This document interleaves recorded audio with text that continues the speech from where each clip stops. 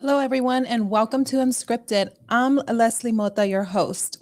This is where innovation meets real life and the stories behind the people shaping our future finally get told. Today, we are sitting down with someone who did not just find Web3, he grew into it.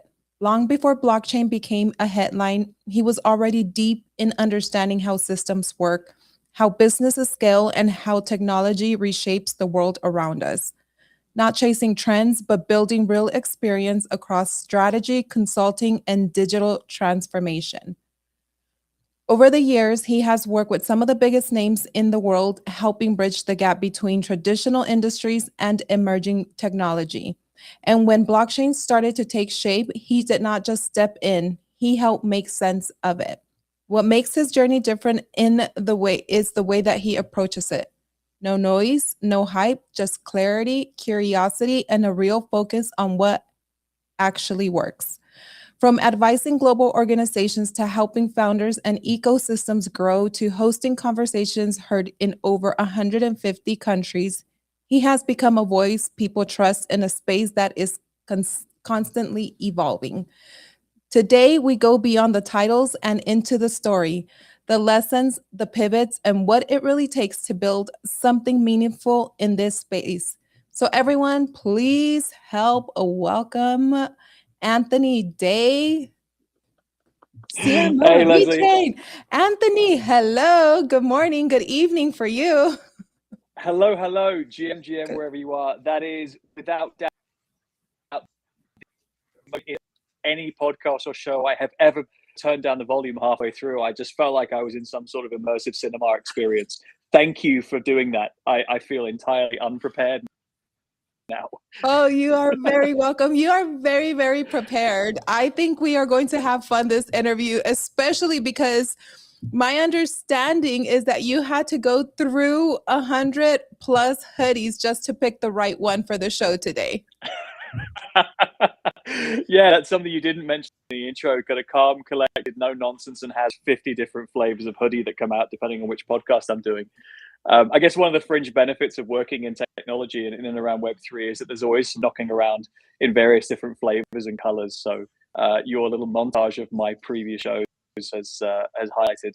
I feel like I've kind of got every on the spectrum now at some point. So yeah, happy days.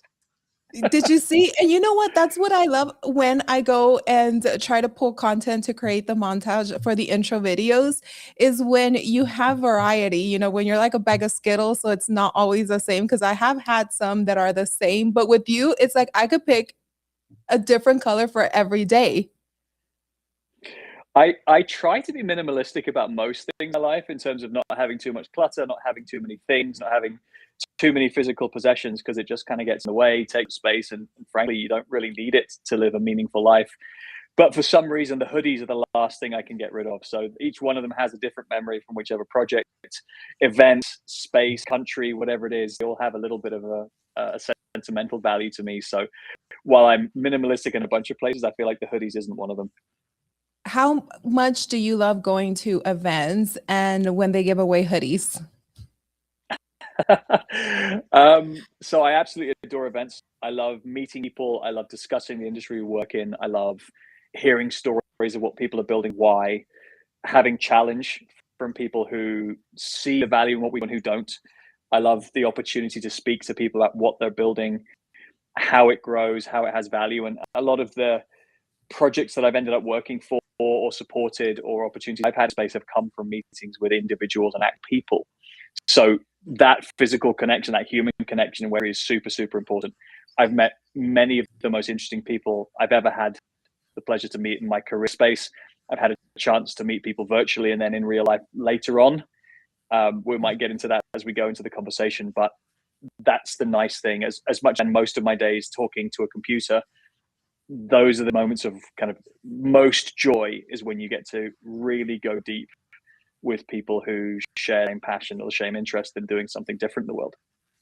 Oh, absolutely. It's that human element. And I think going through all the events and everything that you've been through, it's like you have had a journey.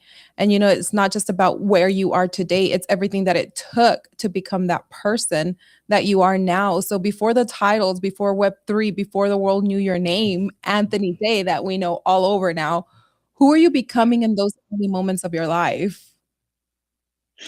Wow, how far back to on this one? I think We will go as far back as you want, Anthony. God. So I mean, I guess I never wanted a boring life, and coming out of Mhm. university, I think I was always conscious there's a choice between making money and living life. And everybody who kind of is looking out in the world and saying, okay, well, what are my options? Well, I could go and be a banker and have $1 million by the time I'm 30, have no hair and no friends. Or I could try and find a career that facilitates me doing things that I like. And for me, that was seeing the world, solving problems, and working with smart people. And so I guess I found the early part of that journey. I mean, that translates not whether you like it or not, and that still holds true today in what I do for a career. But in that time, kind of the archetypal choices are between banking and consulting. If you don't want to be an entrepreneur, or if you don't know a particular vocation you want to focus on, right? If you've got no idea what you want to be when you grow up, those are areas where people who have studied, have some smarts, who don't know exactly what they want to do, can still follow a path, learn, and then give themselves flexibility. So for me, it was consulting. I ended up working for Michael Porter's consulting company, Monitor Group, and the benefit of that was I got to travel to about 40 different countries around the world with some of the projects I worked on. So I worked in about 20 different industries. I lived in Denmark, South Africa, Indonesia. I worked in Pakistan, Uzbekistan, got to work in China for a period of time. Where else? Peru, Chile, Canada, and various bits in between. So were the days when we had a company that had a global P&L. You were part of a global resource pool and you would go where the projects were, which was super exciting. And I feel very good having seen the world with a job, having met people from different cultures. And at that point, then you can't help but get a slightly international and worldly view of the world. And it's addictive. The more you Mm. experience new places, new cultures, new people, new ways of seeing the world or certain problems or certain industries, the more you want it. And so I I enjoyed it. I still didn't know what I wanted to be when I grew up, so I kept going through different companies, different projects, and somewhere mid 2000s, the appification of everything started to take hold. So you started seeing smartphones and iPhones and apps, and that naturally led myself into sort of certain choices. And I said, look, I don't want to just be a PowerPoint jockey for the rest of my life. I want to get a chance at building something. It sounds interesting to me to work with technologists. I studied e-commerce applications in my postgraduate, and part of that, there was a coding practice.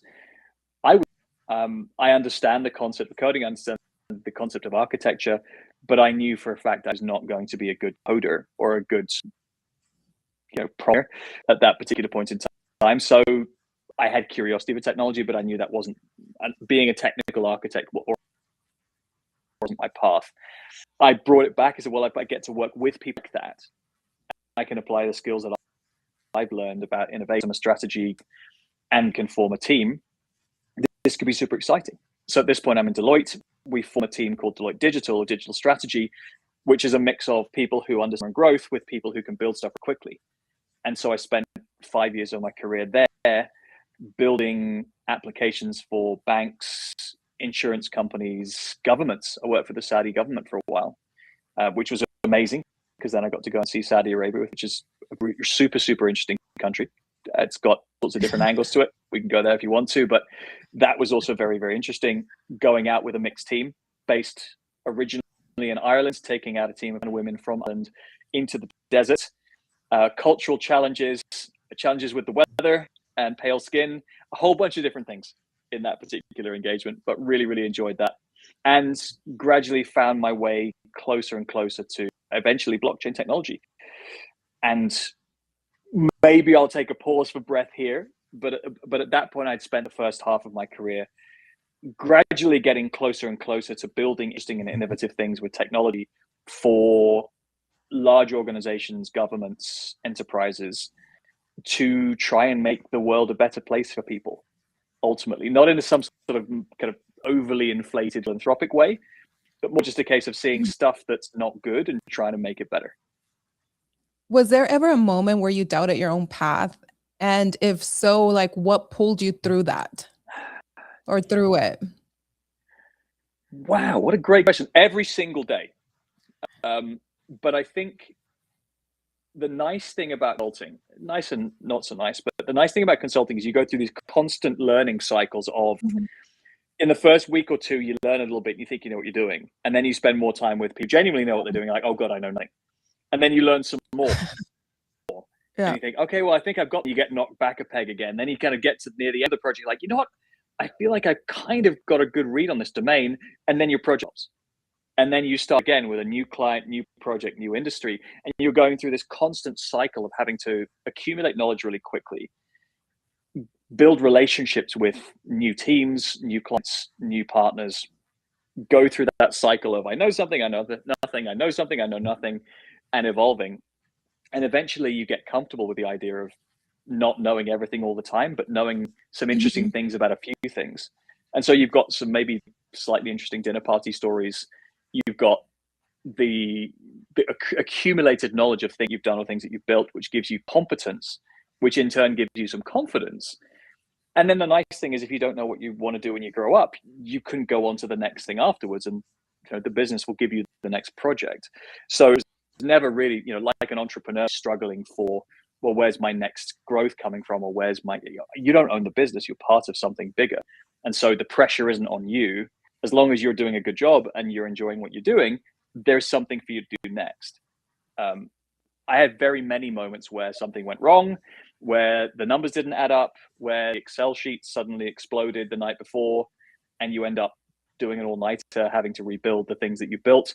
In most cases, a large number of the problems you deal with in a professional setting can be addressed with time.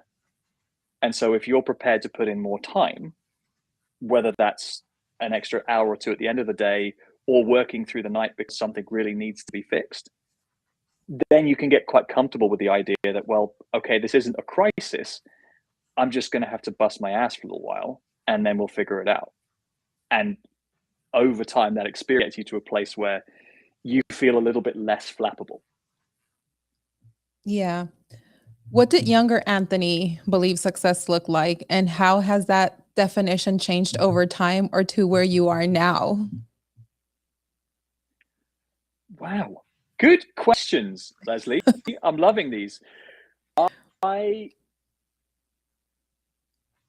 had a sort of philosophy shared with me by a super smart guy when I was working at Monitor for Michael Porter.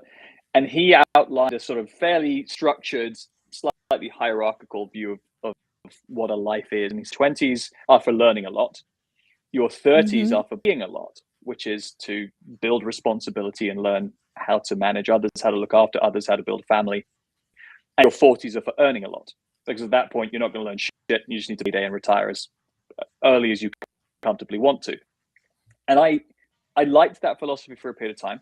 It made sense to me. And so the decisions you make in your 20s, if you go switching jobs because one's going to pay you 10, 20% more in your 20s, but you're going to learn less, that may be perceived as a less appropriate choice, because frankly, the amount of money then versus what you can make in 40s is kind of irrelevant. It's more, while you're a sponge, while you're more kind of mentally flexible or physically, in terms of movement and mobility, more flexible, go with the things that are going to help you learn and advance.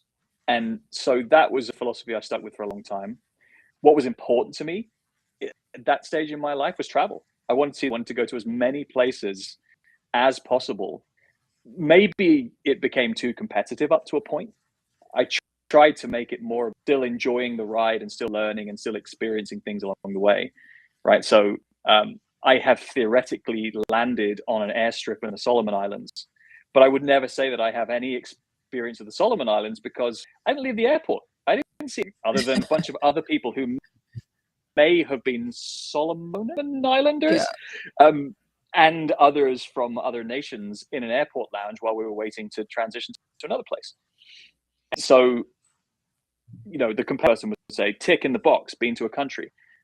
I think it's still important to make sure you take time to meet people, understand a little bit about the place you are, take away one or two things that you've seen from there that you may never see anywhere else in the world. And again, enjoy the ride, try and be present with it. And I want to believe that 2020s Anthony got to see a lot of the world, created some great memories, made some amazing friends who are still with me today, which is incredible, and became a little bit more well-rounded person because of that experience. What it is now, 30s and now early 40s Anthony, was more about building a family and being a successful father. And so building relationships, building your ability to be a parent is non-trivial. That takes some serious learning and some serious introspection at the same time, right? And when, a lot of your internal flaws come out when you try to teach children how to be, or how to encourage or nurture children. And then 40s Anthony, it's a different journey too. I'm stepping into entrepreneurship and starting to build something myself entirely away from Web3. I said for most of my career, I don't want to be an entrepreneur. I have no interest in being an entrepreneur. It's not in my DNA. It's not something my family has shown me. I don't want it. I woke up 3 months and said, I think I know what I want to do now. And again, we can get onto that. It's literally nothing to do with Web3 at all. We live here in Portugal. It's important for me that I feel present here, that I feel grounded here, lay down some roots here. And so with a partner, we're building something here in Portugal. And so the 40s Anthony success looks like creating something. And after that, who knows? Can we touch a little bit more on that? Because you made some valid points. And I think a lot of us go through those stages in our lives, because I'm also in my 40s and I've spent my whole entire life, years, building and helping other companies become successful in whatever I did, in my journey, whether I was running teams, building, etc. And, there was one, I think last year too, I woke up one day and realized, what, I'm building, I can do this, etc. But what do I have to leave? I don't have a legacy. I don't have anything, I want to build something for myself, for my children. If I have this skill set, it's like, I want to be able to do that, because too, I didn't want to be an entrepreneur. And now I feel like I have to. What was that defining moment for you that you said, what, it clicked, it snapped, and I'm all in? I think it was probably an accumulation of lots of different events. Also, I think there's an interesting, I don't know where I saw this data point, but typically some of the most well-known entrepreneurs started in their 40s. And it might be a combination of lived experience, the age that your children get to, right? If you try to start being an entrepreneur when your kids are 1, 2, 3 years old, I mean, good God help you. You know, you're at your literal worst in those years in terms of cognizance, sleep, emotional stability, right? Forget trying to start something then. Now, I feel like in life stage and experience, in capital that I can apply to projects, I'm kind of in a good place overall. What got me? I think it was really just some timely introspection. I think everybody's to a place where either they're moving between roles or they meet somebody who inspires them. In my case, it was a conversation with a friend, and it triggered the thought saying, well, what if I really stepped back? The most interesting thing to do next? Yeah, just ask myself over and over again in a semi-meditative state, what do I want to do next? What do I love? What am I excited by? I'm still desperately excited by Web3, and there's still plenty of unfinished business that I have in and around Web3, crypto, blockchain. We still are relatively early. I don't want to say we're super early, but there's still a lot that we can work on. There's still a super exciting era of crypto and AI agents and the agentic web, which I think accelerates a lot, which is great. Oh yeah. But it was really just a case of right time, right place. And I said, well, what if I did this?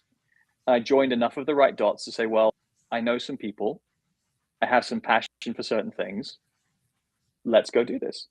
And it started then. And the thing about me is, once I get an idea in my head, ruthless execution is what I feel like I do better than many things.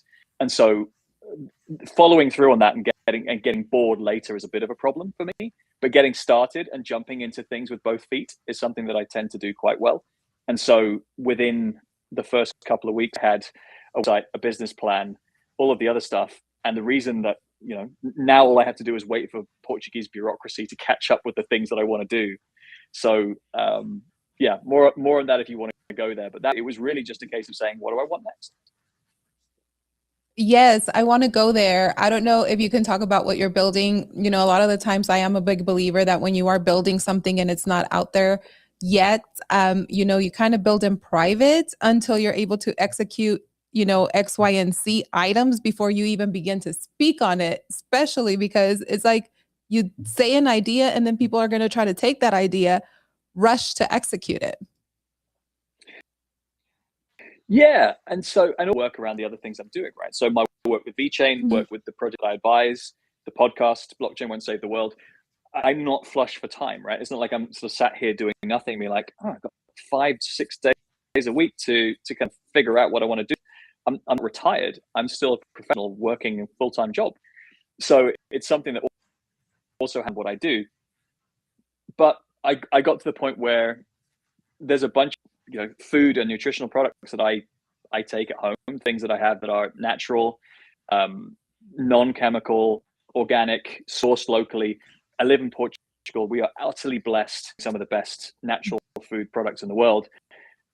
Yet there's a bit of a gap in some direct supermarkets. There's a bit of a gap in terms of helping both the local and international population here get high quality nutrition, super healthy, direct to home. It's not a model that Portugal really has in a particularly mature way. I was like, well, I can do that. I can build digital businesses. I can build an audience. I'm passionate about the things that we're going to put together, things that we're going to make, because they're things that I want for myself. And if I want them and I find them tasty and nutritious, chances are a whole bunch of other people will buy into that too. And if I get to a business with 1,000 customers, 2,000 customers, 10,000 customers, that's a great, I can do that kind of side of desk. You know, that makes time, you know, running a blockchain community with 5 million people in it is materially different to running a direct to consumer food business with 1,000 customers. I'm aware of that, but some of the skill sets are transferable. So that's what I'm up to. More soon when I can announce it, when the official paperwork has gone through. I'm not in stealth mode. I'm not doing something that a million people here are going to copy. And if they do, more power to them, because that's going to mean more people get great high quality food and nutrition that will help people just live healthier lives. Yeah, I don't think a lot of people are going to copy that. Dealing with health, food, Yeah, it's come at me, bro. Yeah. Yeah. People get passionate about that for a little bit. And then once they see the time, effort, energy it takes, they're like, you know what? Never mind. Let me move on to something else. But one of the questions that I wanted to ask you is, and it's also for people that might be in the same boat that you were back in the past, you had a successful path in traditional industries. Like, what in your mind, what in the world did you see that made you walk towards something that is so uncertain, especially at the time that you came into the space? So my journey into Web3 was kind of do you want to call it indoctrination? No, it's gradual immersion into Okay, yeah. a technology space that had a mix of high growth startup, two garage type of thing, large, well-funded scale-ups that Ethereum was for a large period of time, and then became larger organizations and systems integrators like IBM, like Consensus was for a period of time before back to product. And then you had the various flavors of blockchain that kind of came and emerged. It was fast moving. It was interesting. It was different. The problems that Web3 was trying to address were from to a point. So if you think about 2015, 16, when I started entering the space, a lot of the focus of the early Hyperledger Fabric use cases or the early Ethereum use cases were around provenance of data, supply chain traceability, digital identity, proof of records. I mean, we didn't get into a bunch of industries like healthcare as deeply as we might, primarily because that industry is an utter mess in terms of technology. Yes, records are digital, but the systems and the ways in which you deliver transformation in those industries is terrifying. It's super hard, regulated, complex, highly private. You're not going to get three guys in a garage saying, hey, we've got a blockchain. Would you like to change your entire health system database for a decentralized blockchain running on nodes with people you've never heard of? It's like, no, of course not. Don't be daft. But the rhetoric was decentralize everything and it'll be better. And so this is where people with a background mind come in and understand the energy. I understand the potential of the technology. Let's talk about what would need to be true for this to happen in practical reality. And not to try and put the brakes on things, but more just to understand, look, I've tried to transform systems, businesses, applications for the largest and most intransigent of stakeholders. I've worked for IBM, which is essentially a small country, 500,000 people. It is a bureaucracy in and of itself. Yes. And so you get an appreciation for what it takes to drive change with technology. In some cases, if you're building from scratch, you're creating something entirely world, incredible. And a whole bunch of different applications. DeFi itself came out of this space and moved fast because it could. It's taken 10 years to get institutions on board, not because they didn't see the potential, didn't like the idea of 24/7 trading, because they can now make money every day instead of just 5 days of the week. It was that systems, regulation, processes, maturity of technology, understanding of technology and stakeholders, or just the will of the CEO in that organization wasn't there. It takes time for those bigger, more legacy institutions to change. And here we are. But gradually, I started in Deloitte with Antonio Senatore, who's the CTO at Vechain, who I work with again now, one of my favorite people in the whole world. Hugely technically brilliant, has a great understanding of what can and can't be done with blockchains, what should and shouldn't be done with blockchains, or when using a blockchain is entirely unnecessary. If you're purely just timestamping things for the fun of timestamping them, a bunch of ways you can do that. You don't need a blockchain for that. As you start adding layers of requirements or benefits, the case for using blockchain in certain instances becomes much stronger. These were the things that in 2016, 2017, we were spending our days and nights talking about, philosophizing on, pitching, talking to clients, building things, building solutions, building prototypes, applying for European funding, doing all sorts of stuff. Eventually, kind of a little bit out of love with blockchain. IBM came knocking and said, Anthony, would you come and work for our UK and Ireland business? I was like, well, IBM, these guys are really big. They're global. They are releasing a new announcement of everything every day. And I learned a ton. At the same time, we went through COVID. And so we were trying to do blockchain in our bedrooms. That's hard, especially when you work for an organization like IBM. And post-COVID, IBM had a choice to make between 3 technologies. It had AI, cloud, and blockchain. I was like, look, we can have 2. Which is it going to be? Wow. And honestly, they made the right choice. The other 2 were massively bigger businesses, moving faster, growing faster. And honestly speaking, I don't think IBM was well configured to be a systems integrator that would benefit strongly from working at Web3, unfortunately. And so then it was like, well, where do I go now? I've worked for the biggest systems integrators in the industry.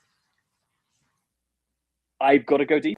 And so I went looking for protocols, and specifically protocol, not with the 2 guys in the garage. I don't think my skill or my expertise is most beneficial at 0 to 1, but 1 to 100. And so I was looking at protocols at that age, which were looking, had proven, had started, had launched, had raised funding, and then we're looking to build a successful, growth ecosystem and customer success organization. That's kind of what I do. I do growth. And it started with Polkadot. And Wood is an utterly brilliant man. Obviously is credited to a whole bunch of the early Ethereum code, Solidity, and so on. Was fascinating working for someone of his brilliance. Then got a chance to work in the Cardano ecosystem. The former COO of one of the kind of Polkadot entities said, we've got this thing, we're building a privacy chain focused on zero knowledge technology. We're starting at 0. We've got myself and a chief of staff, and we need somebody to help do growth, branding, customer, all of the marketing activities for 2 and a bit years. Working with Midnight, learned a ton about privacy, learned a ton about ZK. Incredibly technically deep subject. It's got hairs on it. It's still challenging in terms of where we get to in terms of actual adoption of ZK, but fascinating space. And when it became a little work for Charles, I decided to say, well, let me go find a team that does real world adoption, that has a well-grounded series of leaders with a clear vision of what's needed, a large enough ecosystem, but not so large that I can't have an impact. And the list was very short. It was a 2-team list, and Vechain was the first for that list. I called Antonio on a Sunday, I think it was. Said, hey, Antonio, I'm thinking of moving. Do you think you need a CMO?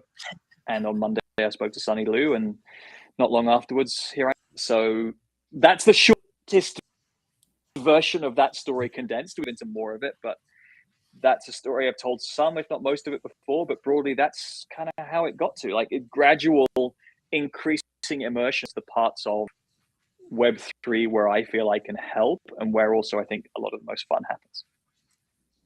I met you in Singapore. That's when you were still working with Midnight. And I remember meeting you. And then after that, you were with Vechain. And I was like, okay, interesting story. I wanted to ask you about it, but I'm not one of those that really pry. I'm like, now that you said it, interview. But okay, so as the CMO of Vechain, how do you balance building a brand versus building real adoption? It cannot be either or. I think there's probably some worthwhile principles to set here. Is brand is kind of one of the hardest things to measure and set OKRs for. What I would say the best way to think about brand is it's how your business shows up.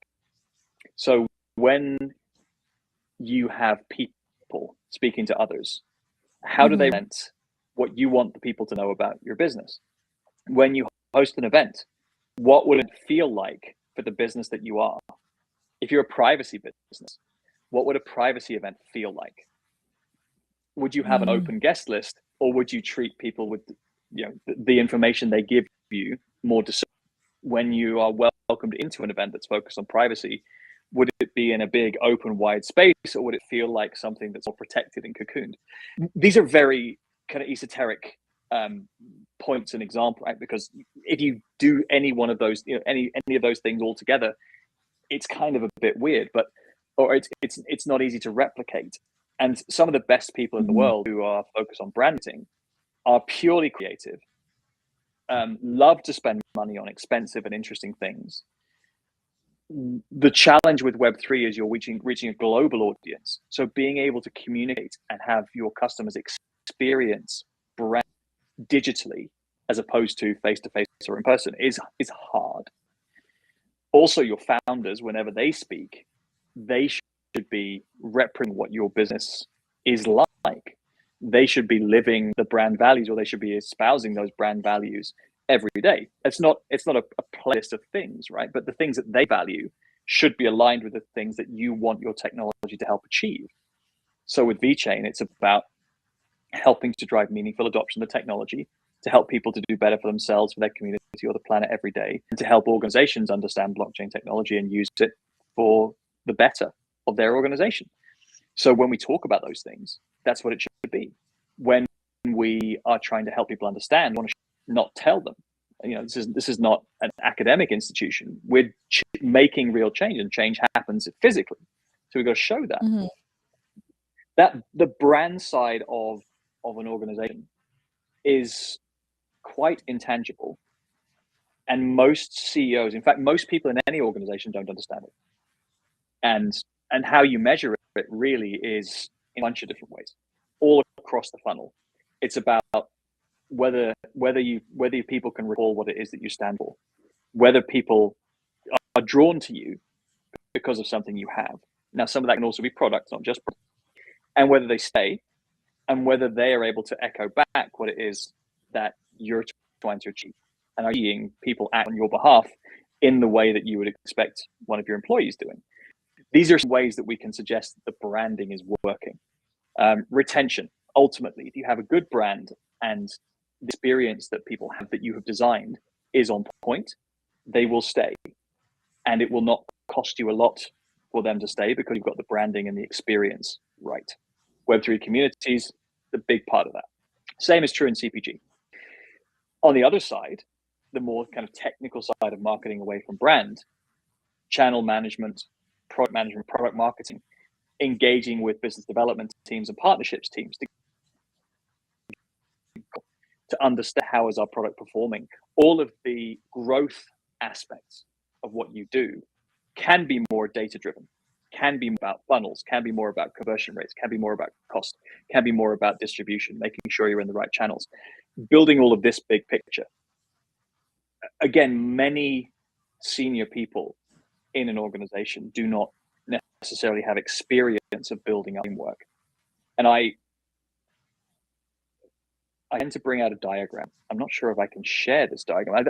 I won't, but Yes. let me try and visualize it for you. Let me try and explain it for you. There's a number of things that make up what marketing is. It's your customers, your audiences, right? So the nice thing about Web3 is you've got about 5 or 6 different audiences. You've got your existing community, Web3 token investors, you've got institutions, you've got systems integrators, you've got partners and builders, and you've got governments, right? So you've got anywhere kind of, and again, those can have subsegments, but you've got probably about 6 different types of audiences. You've got your partners, right? So those people that are building with you or using your technology today. You've got channels. How do I do this in 3 dimensions? So you've got channels.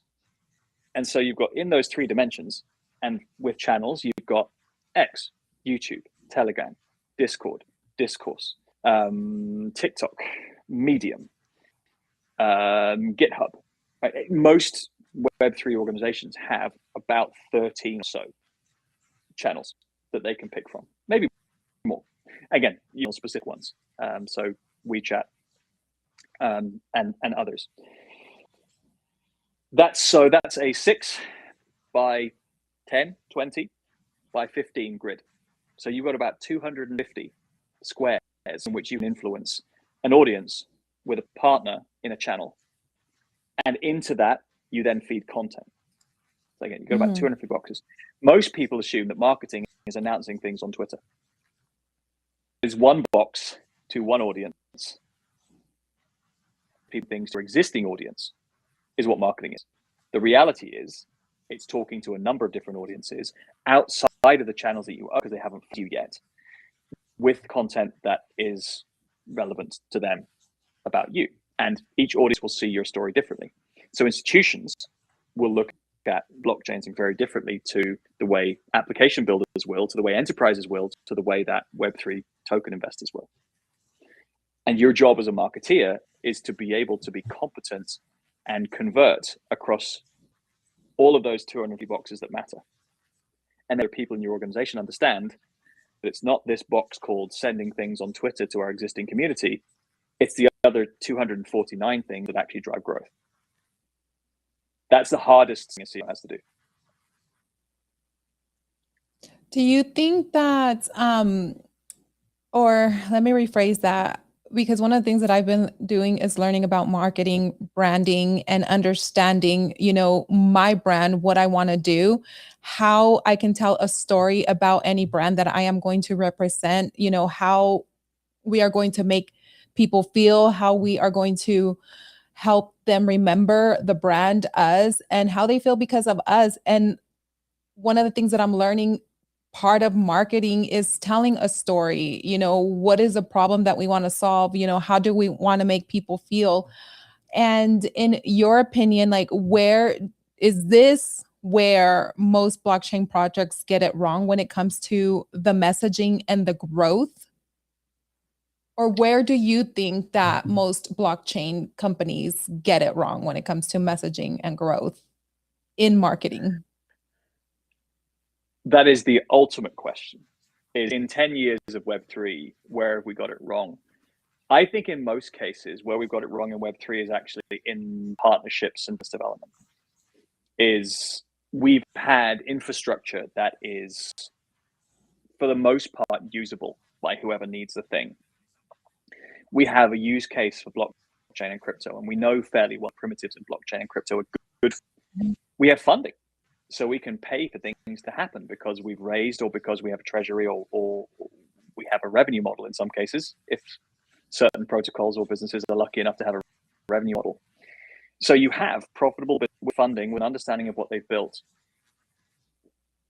And they have not sufficiently hired experienced enough people to deliver partnership, growth, integrations that people will actually use, or that actually generate revenue. We get quite sort of fixated on the idea that we keep building. We're still building. We're going to build more. If we were as fixated about adopting as we were building, I think we'd see an awful lot more blockchain use cases. And let's be clear, decentralizing anything is hard. Encouraging institutions or non-blockchain native institutions to adopt our technology will take time because it's slow and hard. And if these things are slow and hard, then people tend to give up. Or they're like, oh, well, I have no interest in a 6-month sales cycle. IBM constantly 6 to 12-month sales cycles, and they will then find a deal that could be worth $10 to $100 million. And they have people who are really good at that stuff. For a lot of the time in Web3, we sent out people really good going to parties, really good at getting Telegram Connect, really good at being able to talk about how great the technology was, but who could not influence others to adopt the technology. And so elsewhere we've challenged, there was a period of time where we were just throwing out token grants to people for fun. And so there was a whole bunch of useless things being built by teams for a lot of the treasury money that was going nowhere. The actual option was meaningless because it was rubbish. And those applications weren't open sourced, so people couldn't build on top. We've got smarter at that now. Definitely we could have done better with messaging along the way. As soon as you let the engineers names, they start giving things complicated names, and that puts people off. There are entire communities of people in Web3 who go out with the principle of, if you don't understand it, it's not for you. And the antithesis of marketing, which is trying to make complicated things seem meaningful to people who you want to engage. Coming at it from a kind of high horse perspective isn't going to help anybody. There've been a bunch of things along the way that haven't worked particularly well. I think also the conflation of investing in cryptocurrencies with the expectation of return and the use of decentralized technology to build applications, or blockchain technology and infrastructure to build applications that are useful, has been so much conflated that people assume that crypto and blockchain is the same thing. And they don't look at this like a high growth tech industry. They just look at this like casino games or speculation. And there are casino games, right? There's meme coin trading, and there's perp dexes, and there's prediction markets. And these are use cases. This is technology up to a point. But everything else that sits over here in blockchain infrastructure and applications is materially different, moves at an entirely different pace, but everybody expects it to move as fast and strange as this. And so the narratives move really quickly. And so in order to feel like you have to keep pace, large foundations say, oh, sugar, we need a narrative for this. This is where the industry is going. We need to do this. And we still haven't caught up in actually deploying the things that we built up to here. So we spend the entire time chasing narratives as opposed to delivering value. And this is a large part for why I'm with Vechain today, or a large part for why I was interested to work with Midnight, is these are technologies with very clear applications where we have a very clear vision on useful. And all we had to do is speak to enough people about how useful they are, and eventually they get used. Everything else over here is utter chaos. And the challenge of working in Web3. I love that. Okay, so talk to me and tell me, for the audience that's watching that's not in blockchain, doesn't understand Web3, you know, they still haven't adopted any type of mindset into this space. How would you explain what you're doing with Vechain? What is Vechain? Easily explained for people to understand that really know nothing. So let me try to do the no blockchain version of this. So Vechain is a technology company. We have infrastructure that people build applications on top of. And the principle in what we do is that we build applications that help people do better for themselves, for their community, or the planet. So in order to do that, Vechain built an application store called vBetter. It's on vbetter.com. If you go to vbetter.com, there are 50 applications there that reward people for doing something better for themselves, for their community, or the planet every day. That has a treasury, and that allows us to reward people in real value and real money for doing daily actions. That's useful. That's useful for people. That's useful for the planet. That's useful for the brand of the organizations who want to co-opt individuals into help with their ESR activities, or help to engage people every day in doing a thing. Let me give you an example. A lot of organizations assume that vBetter, V like Vechain, okay. vbetter.com. And so a lot of organizations assume that engagement is people watching their posts on social media. That is up to a point, people seeing things, but that's not actually people being engaged. If you reward people for reducing their plastic waste, if you reward people for using low emission vehicles, if you reward people for hanging their laundry outside and reducing their electricity usage, they are actually engaging in something every day on behalf of your brand or your organization. That is materially different. Now, why do we need blockchain and crypto for this? First things first, we've got 5 million users all around the world who are in a bunch of different countries, probably over 100 countries at this stage. Sending them all US dollars is really complicated. And so we use cryptocurrency because crypto is a way of exchanging value digitally, across borders, instantly, at next to no cost, without having to go through complicated banking rails. And then individuals can then do what they like with that cryptocurrency. They can sell it, they can off-ramp and exchange it for their local currency, whatever they choose to do. Mugshot's a great example. Basically, if you use a reusable coffee mug when you drink your coffee, tea, or water, now they've upgraded to water. All I had to do, get my water, take a picture of the cup. If the cup is sustainable and reusable, you earn a small reward, right? They're not giving you hundreds of dollars a day, but this is one example that's super easy to understand. 3 steps, take a picture, get rewarded. Super easy. This is for me. This is for anybody who drinks liquids. right? And we're encouraging, because there's hundreds and millions, if not billions, of single-use paper plastic cups that get wasted every day. This is part of us contributing to reducing that. And also, this is an application. This is that can be embedded in a coffee company's application, that can be embedded in a CPG company's application, that can be embedded in a sports team's application, where you can reward those fans or the people who follow you or your customers for doing something better every day. That's genuinely engaging them, and the rewards, the tokens that you get for that, can then feed back into a loyalty, merchandising, leaderboard, or competitive sweepstake type of activity, where the more good you do in the world, the more you do on behalf of the company or the brand, the more you get your recognition. These are materially different ways of engaging customers. Vbetter.com, there is no other platform built like this that exists. This is the one thing we do best that nobody else in the world can do. What we're working on now is helping other organizations to understand the benefit of engaging customers and helping them to do it for themselves, the community, and the planet every day. So we can embed it into their digital experience. We can create loyalty, rewards, challenges, gamification around this. We've already built the technology that sits underneath. All you got to do is plug it in. And the nice thing is there's no fee, because this is open source, available, and easy to plug in right now.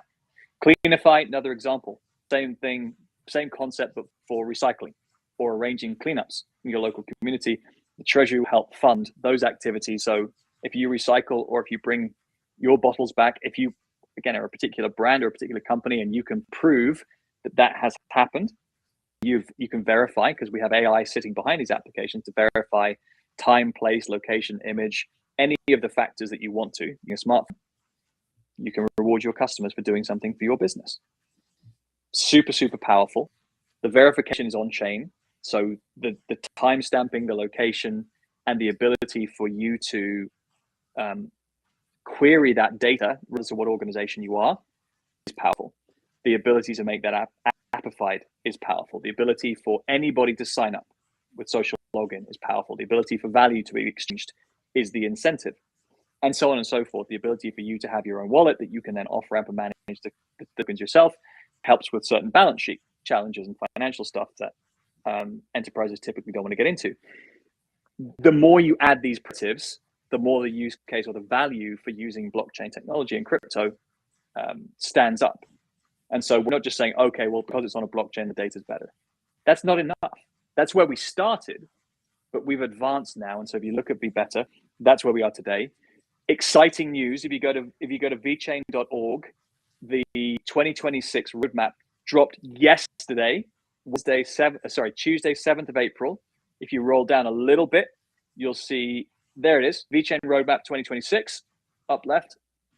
And this is where we are with Vbetter today. The next stage of our roadmap, if you go above get started, if you go to latest news, the top left one, which has a circle of coins, I think. The next phase of this roadmap, there you go, Vechain roadmap 2026, agentic foundations for tomorrow and beyond. Go give this a read, or get your AI to summarize it for you. Essentially, the next extension of this is, we've proven that we can integrate Vechain's technology into a kind of company and organizational structure. We've worked with Walmart, Lululemon, PwC, BMW, DNVGL. Some of the biggest companies in the world are using Vechain technology. We've built a B2B platform that individuals, 5 million users, are using every day for themselves, for their community, and the planet. The next phase of that is making the agentic web and agents plug into that particular loop, so you can have agents co-opting humans and rewarding them for doing actions in the real world, which they cannot. We know agents can build applications. We know that they can make proposals to DAOs. We know that they could build applications on vbetter.com. The one thing an agent cannot do is anything outside the computer, anything outside of the digital world. What would be better is a platform which enables you to reward people for proving that they've done something in the physical world in exchange for cryptocurrency. The agentic component to this is huge, right? Agents being able to co-opt humans is a massive, massive next step in how the agentic web will fit together, because all of those automations, all of that activity stops if it's limited to the digital world. we are going to expand that and enable the physical world to link with the agentic world and be able to understand the rules, understand activities and the real source of truth, because we can do that with protocols, and for the ability for agents to reward humans for doing things on behalf of the application, the business, the organization that they represent. Companies, agents, actions. That's where we're at. 2026 is going to be super, super exciting for us. This is so exciting. Okay, so I went for everybody that's watching on X. I'm going to do it on LinkedIn too after the show. I put all of the links for V Better apps. I also included the Vechain article. Go and look. Okay, I was like navigating the V Better apps, and you are telling me I can actually earn rewards crypto for just downloading, installing some of these apps. I am loving the coffee one and the bedtime sleep. If that's going to help me sleep better and earn rewards and it costs me nothing, but I'm earning, what am I doing with my life, Anthony? This is it. And rather than trying to make it more complicated, there's one place you can start, which is VWorld. VWorld is the wallet where you can access a bunch of those applications natively just in one app. So if you go to vworld.com, big echo vworld.com, go to vworld.com, download the wallet. We've got social login, so you don't have to worry with all of the passphrase type of stuff. You got a very social experience. You go in there and you can access Mugshot. You can start earning straight away. A bunch of the applications are already in there, already embedded, super easy to use. You've got staking embedded in there as well. So you've got Vechain, if you've got the VET token, you can stake and earn in the application. You can have the VBetter apps in the application and a whole bunch of other stuff. So that'd be the place to start. Oh, there it is. Is it the vworld.com? VWorld. Here we go. Okay, so I need to take this link too. And then the official Vechain wallet, you download it. That's the one. And then that's it. You can see there, you got the applications there. You can access them. You got staking. So if you've got BYB, Build Your Body. That's an application we built, fitness application we built with the UFC, official UFC partner app. So you can earn for working out as well. Okay, you guys have so many things that I'm just like blown away right now, because now I want to go and download everything and start signing up and getting rewards. Get VWorld in there, have a go, see the ones. Naturally, people gravitate towards one or two or three. We've got some stuff cooking up that will help agents to remind you to do that you haven't done, or other ways that you can learn. So that's going to be, how do we make it more interesting? How do we take away some of the friction using kind of the agentic experience as nudges? And then the long-term direction of travel is there will be applications that will have been created by agents. There will be agents that will co-opt humans to do particular activities, whether that's with a sustainable focus, whether that's with a core focus. That's where we're going. It's a super, super exciting roadmap. That is amazing. Thank you for sharing all of this. Before I let you go, I know, do you have a little bit more time? Because one of the things that I wanted to ask you was about your podcast.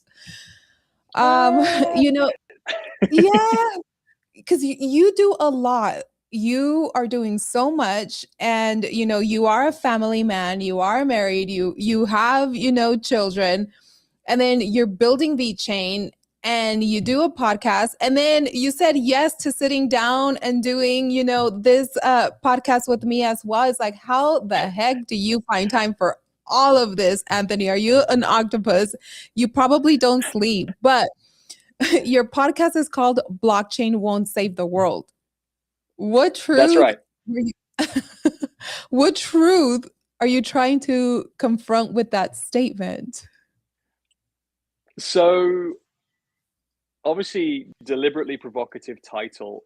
The particular phrase came out of a keynote speech I gave back in 2016, I think, which was based on the premise that no technology is going to save the world individually. No technology has a divine right to adoption. It's the people that make use of the technology and the things that they build, and then that technology being adopted, that can save the world.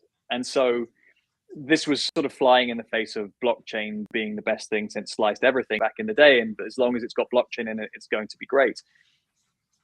I wanted to create a show that brought on mature and experienced voices that help people to hear the challenges of CEOs, CTOs who are building with Web3 technology, people building protocols, people building platforms, applications in a whole bunch of different settings, and tell a hype-free, pragmatic story, help understand from them what are they doing and why, what more do we need to do to see wider adoption and how.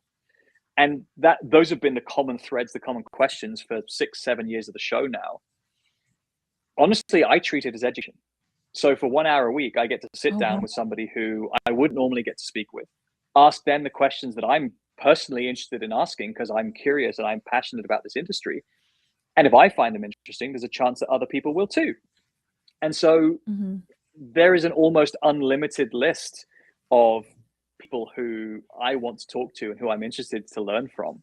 And you go through some of the examples there. You've got Charles Hoskinson from Cardano. You've got Mauricio Magaldi, great friend of mine from the Block Drops podcast. If you like Blockchain Won't Save the World, definitely go check out Block Drops in English and Brazilian Portuguese.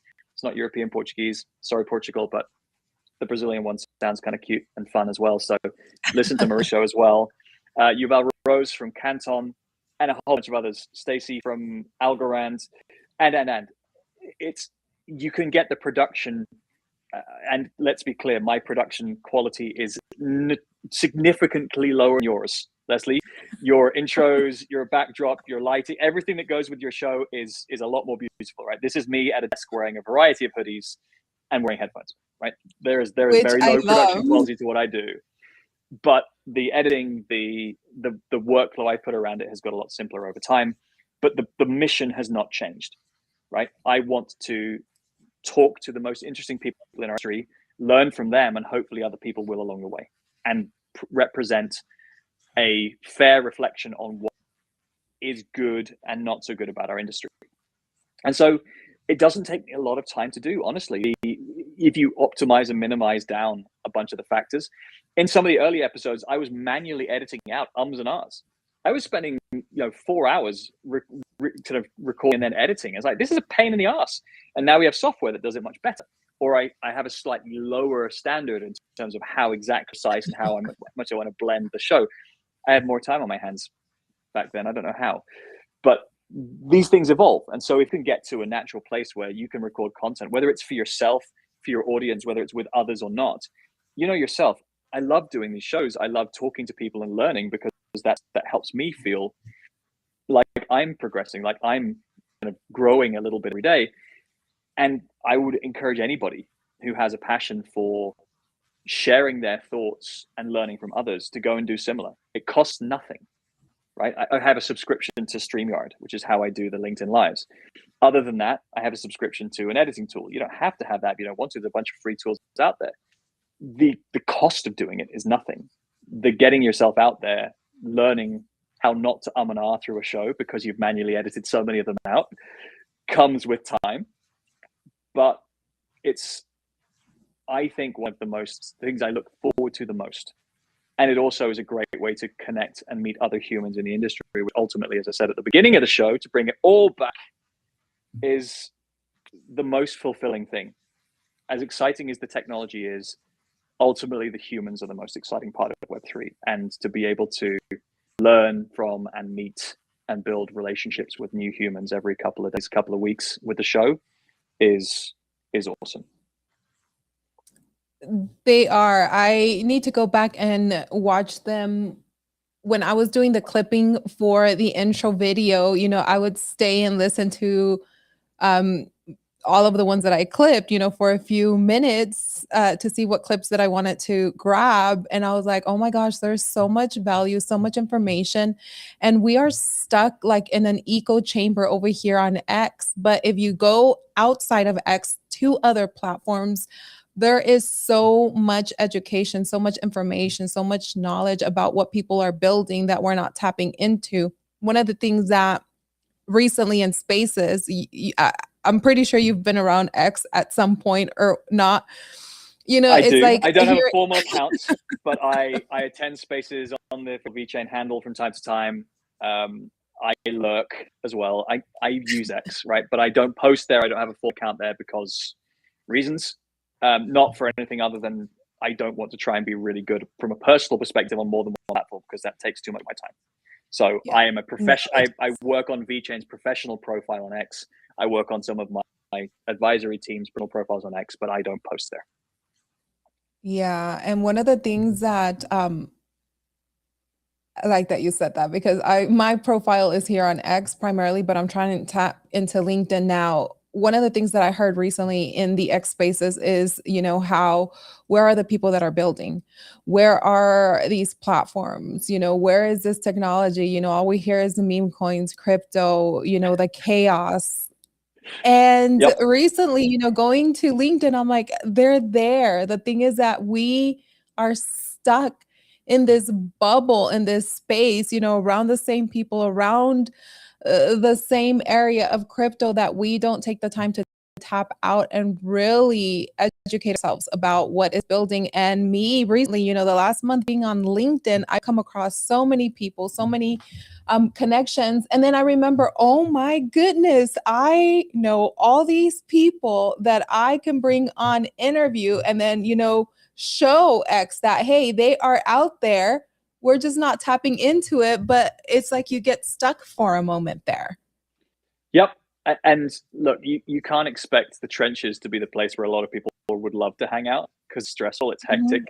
If everything you post comes up with, you know, scam, F you don't know what you're doing, when token go up, how dare you, blah, blah, blah, blah, blah. It's like, after a certain point of time, it's just demotivating. I realize LinkedIn is the other end of the spectrum, which is congratulations, we're very happy for your announcement. I'm delighted you've made it till Tuesday. And you know, there's probably more glad handing and unnecessary celebration that goes on LinkedIn compared to X, which is the exact opposite, where everyone's just like slagging each other off. I feel like there are more productive conversations and more productive relationships built on LinkedIn for the business that I do than Mhm. than could be on X. X is a great platform for broadcasting. It's a great platform for access to the wider population of the planet. There's a purpose for both, and there's a time and place for both. You've just got to kind of, like I said before, which audience do we want to reach? What do we want to communicate to them, and what do we want them to do next? And if that's done best on X, go do it there. Go do your spaces. Go reach out to the DGen community and the wider Web3 audience. Say, look, if we want to talk about token, we've got to do that over there. If we want to talk about Yeah. applications, if we want to talk about infrastructure, we want to talk about partnerships, we've got to do it somewhere else. And that's okay. You're a DGen and it's okay. Yeah, I think there's no in betweens. You have X and LinkedIn. One And then you have end of the Hub, and then you spectrum, have Discord. And if you want more technical conversations, or if you want more detailed discourse around building and applications, you've got platforms like Open Zeppelin and places where more technical conversations happen, and those have to be nurtured as well, because that's a part of our community. If you want to speak to institutions, there are certain channels through which institutions talk or meet. It's not any of the social platforms.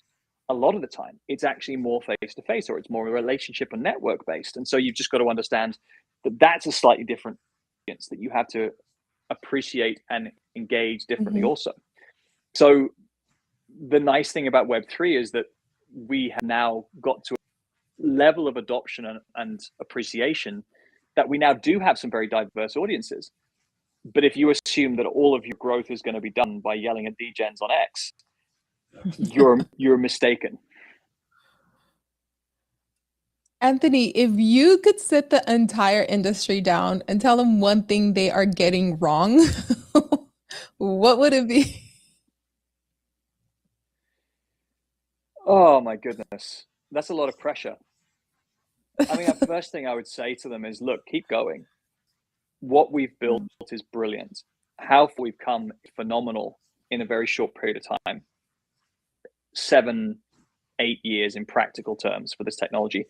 Cloud's been out for 20-25 years. and it's still not ubiquitous everywhere, keep doing what we're doing. What I would say is understand or bring people around you who understand how the rest of the world will engage with your technology, because we have proven now that we cannot bring people to where we are. We have to meet them where they are.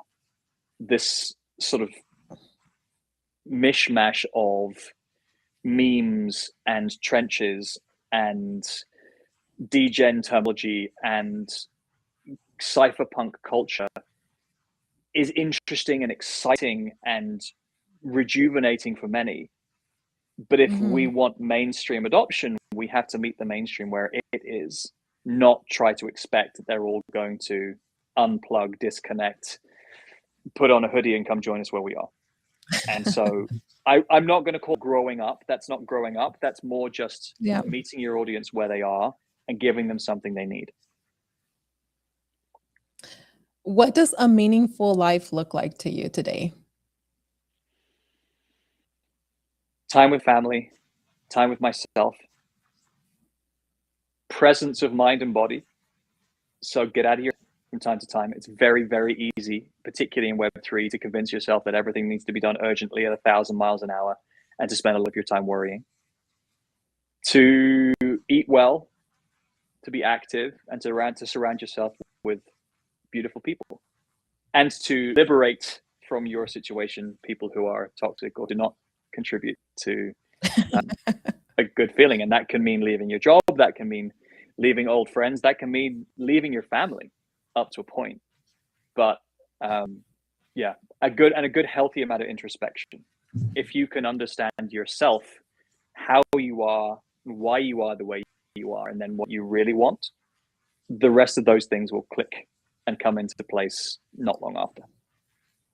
Absolutely. Okay, I want to do a quick rapid fire questions with you before we wrap up. Are you ready? Let's go.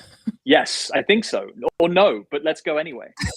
Let's do this. Okay, we don't back down, Anthony. Builder or strategist? Both. I am Bullish no, all right. No, we're quick fire round, but I'm going to tell you something about me. I am the and guy, and that makes me sometimes quite hard to work for. But if someone presents me with an either or choice, I challenge whether it actually is either or and can't be and. So if I'm at a restaurant and there are two desserts that I want and I can't choose, I order both. I like that. And everybody else should too. I do. If there's two options and I want them bad, I'm gonna grab those two. Yes. Okay. Bullish or cautious right now? Bullish always. Why wouldn't you? One word to just, even when it's bearish, be bullish, because yes. One word to describe Web3 today. Transitioning. I think transitioning. We've come a long way. We are between where we were and where we're going. So we're transitioning. Oh my God. It's a heck of a transition right now that we're going through. Podcast or panel stage? Panel stage. But let's record it so it can be consumed digitally. I'm an and guy. Come on. Look, this right now, what's teaching me is that you have solutions and options for everything. It's just not one-sided. There you go. There you go. Okay, early mornings or late nights? Late nights. One habit that changed your life?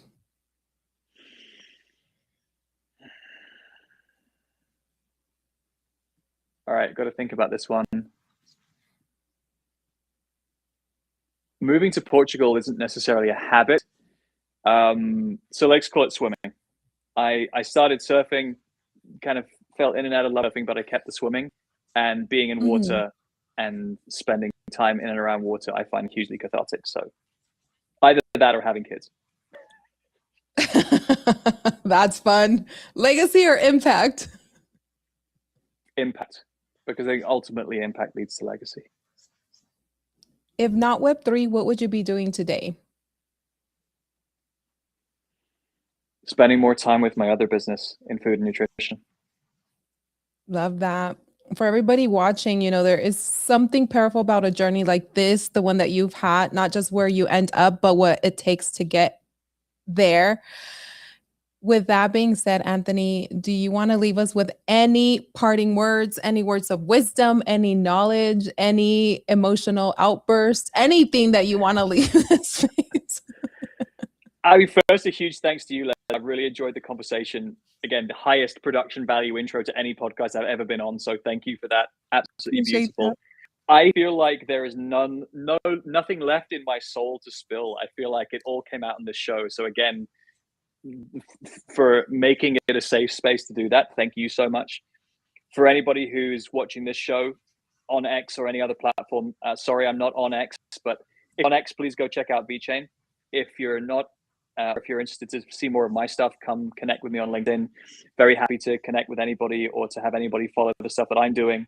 You'll find videos, you'll find news articles, you'll find funny stuff, you'll find newsletters, you'll find podcasts, live streams like this on LinkedIn about Web3. So please reach out to me, Anthony Day on LinkedIn. And anybody who's out there building, anybody who's doing anything in Web3, please feel free to reach out, ask questions. If you've got something that's troubling you, if you're curious, ask me. If I don't have a way to help you, maybe somebody else will. Have the courage, have the bravery to reach out for help. That's the great thing about our industry. There's always someone out there who's either been in a similar situation or has a way to think about a problem in a different way that will help you get to the next step. They can't solve all your problems all of the time, but they can help you figure out what's the next step in front. So please feel free to reach out. And again, huge thanks to Leslie. If you're not already subscribed to her and this show, please go do that, because if all the other conversations are as enjoyable with the other guests who come on your show, this is going to be great stuff. Anthony, thank you so much for showing up today, for your your realness, for your honesty, for making time, especially when you are a very busy man. And really appreciate this conversation, your kind words. And if you guys are not following Anthony on LinkedIn, what the fudge are you doing with your life? If you're not following Vechain and everything that they're building, what the fudge are you doing with your life? And follow Anthony. He's such a great person, great human, always supportive and always willing to help everyone around him.